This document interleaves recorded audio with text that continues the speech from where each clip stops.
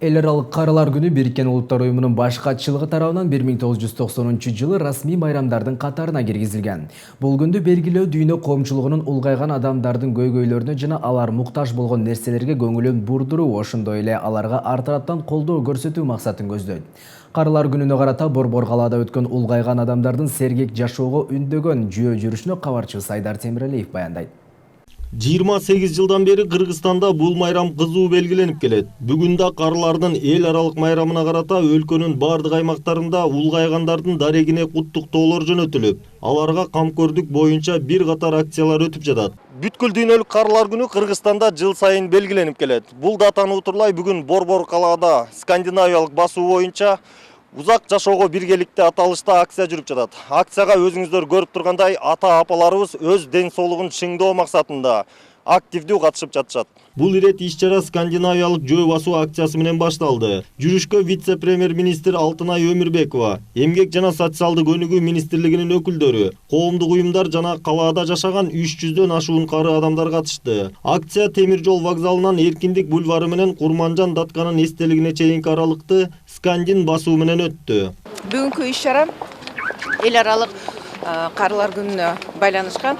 Биз буну менен дагы бир ирет биздин улуу муунга таазим этип, чоң ыраазычылык билдирип, алардын эмгеги үчүн, ошо биздин ветерандарга дагы бир ирет рахматыбызды айтып, мамлекетке жасаган эмгеги үчүн, мамлекеттин өнүгүүсүнө кошкон салымы үчүн, анан эң негизгиси аларды дагы ушул акция менен активдүү болушуна чакырабыз. 68 жаштагы Алымбүбү Бырышбаева скандинавиялык жөө басуу акциясына биринчи ирет катышып жатат. Могу палка менен баскан аябай жакшы экен. Далаларымды жазып, кичине жыргап калдым. Кече интернеттен окугам скандинавский кайтпагандай болорун. Ошого аракет кылып атам. Уну үйрөнүш керек экен. Палка сатып алыш керек экен. Парктарга чыгыш керек экен. Иш-чара улгайган жарандарды сергек жашоого үндөө, узак өмүр сүрүп татыктуу карылыкка жана муундар аралык саясатын жайылтууга багытталган. Акция Бишкек шаарынын мэриясынын, Эмгек жана социалдык өнүгүү министрлигинин колдоосу менен уюштурулган. Аталган министрликтин карамагында бүгүнкү күндө 17 социалдык стационардык мекеме иштеп жатат. Анын 6сы улгайган адамдарга багытталган. Учурда 386 кары адамдар стационардык мекемелерде жашап, кызмат көрсөтүүлөрдү алып жатат. Бир күндө бюджет тарабынан 100 сомдон анын тамак ашына карат, андан сырткары медикаменттери толугу менен камсыз болот. Анан ошол жердеги бардык башка да кызматтарды алат, реабилитациялык, ар кандай мындай дарылоо кызматтарын да баарын алышат. Мындан сырткары Кудайга шүгүр элибизде дагы мындай кайрылып кол узаткандар аябай көп. Биздин муктаждыктарыбызды дайыма ушул кайрымдуу жарандарыбыз да чечип келет.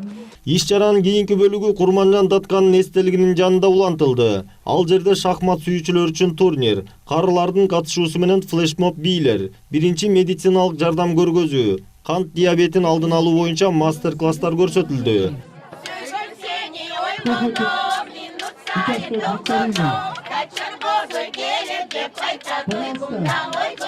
Биринчи октябрь эл аралык улгайган адамдардын күнү. Бул майрамды утурлай бүгүн Борбор калаанын так ортосунда жүрөктөн жүрөккө аталышта атайын жарманкеде уюштурулган. Жарманкеге ата-апаларыбыздын колунан жаралган ар кандай буюм тайымдар, тамак аштын түрү жана кийим-кечектер да коюлган.